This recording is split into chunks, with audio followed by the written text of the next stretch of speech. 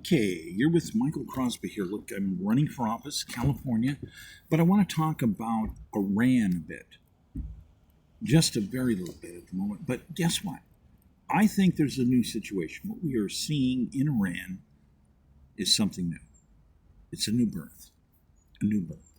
So, in the celebration and in the coverage of New Birth, there are things that people in Iran need to consider. And there's a lot of people who have put out a lot of different ideas on things. Now, it just so happens that there's important things to be learned, lessons, options, brand new options that Iran could implement in the course of its new birth. So now we're going to come right back here to California, and we're going to come back to the United States because it's the argument I'm going to make here applies to anyone who wants to build a forward future economy. Very important. So as we're dealing with this, basically we are a republic in the United States. We go from being a land republic, and my proposal now is to the new digital republic. And this has us having brand new, incredible high performance options. So basically, we're going to be supercharged ownership economy. That's right. Owners, builders, innovators, we are going to be doing things. This means that all of us have to realize who we are and where we... Okay, had a bit of a disturbance here. All right, now, so we have to understand where we come from, because we've got this thing about, we're a republic. People think we have a democracy. It's a republic. And people are missing out on understanding this. So what we want to do is move forward with an understanding of future of capitalism. The future of capitalism is to supercharge it because something has happened. We've got all this amount of time, all these years, and we've learned something. And what we have learned, for the most part, is that many people falsely claim that they are enlightened. And the reality is, actually, that for the most part, there's no enlightenment. There's only lies and deception. So let's get into this. Now, let's address the AI stuff. I'm setting up the AI fleet again. I'm going to build another one. It's occurring as basically fast as it possibly can happen, considering that the state owes me $5.2 billion minimum, and that's not even doing a full appraisal of all the damage. So this is a key importance because our elections are all screwed up, and people are scared to death of AI. They think AI is going to be this huge antichrist thing or something. Well, I don't know. That depends. What can we make it into?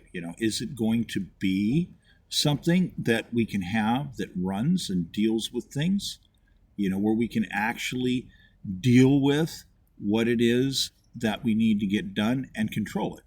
Or is it going to be something that basically constantly has people getting a headache?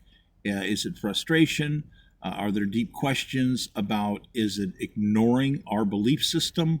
What's going on with AI? What's going on with all this data? Because it's of key importance to understand, because we have people that basically, quite frankly, in some people's opinion, have been brainwashed. And we need to address it. It's not even funny.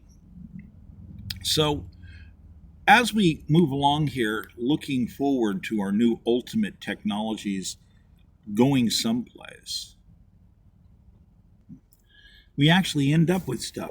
People want to know, when did data start getting weaponized? Well, the truth about it is that we have basically the differences between communal and naturalized socialism, social structures and whatnot, and we experience those ourselves. Colonial, constitutional capitalism.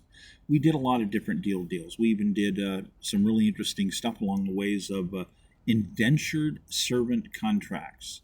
Those were different, by the way, than most people perceive slavery. You almost never hear people talk about them historically.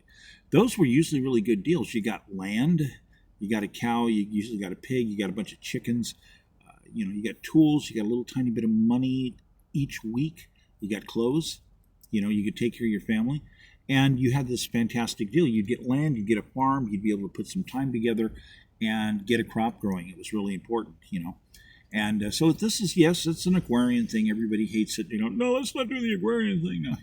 So, but we need to focus on it for just a few more moments, to bear with me. So basically, we did have our series of basically communalistic getting together, but it was for capitalistic ventures. It's going to go someplace. We're all going to end up with land, and we're going to end up going out to more land and other land.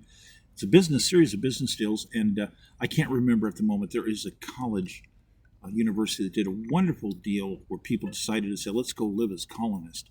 Fantastic piece of research, actually. One of these days I'll pop it back out and show it to you. I'm sorry that moment escapes me who did that. It was a fantastic piece of work, quite frankly. Now, so what we have is state weaponization that occurs, and it's really not a joke. Say, we go from our earliest beginnings, then we have these other earlier philosophies. Most of them, again, European. You'll constantly notice the factor involving Europeans. There's a lot of people who are upset about that, because then we're going to go into the industrial ages. Something starts happening. This is where data starts getting weaponized. It really does. So you might say that your big cue point here is about 1871, when you're really, really starting up that ladder, and we have weaponization occurring on data.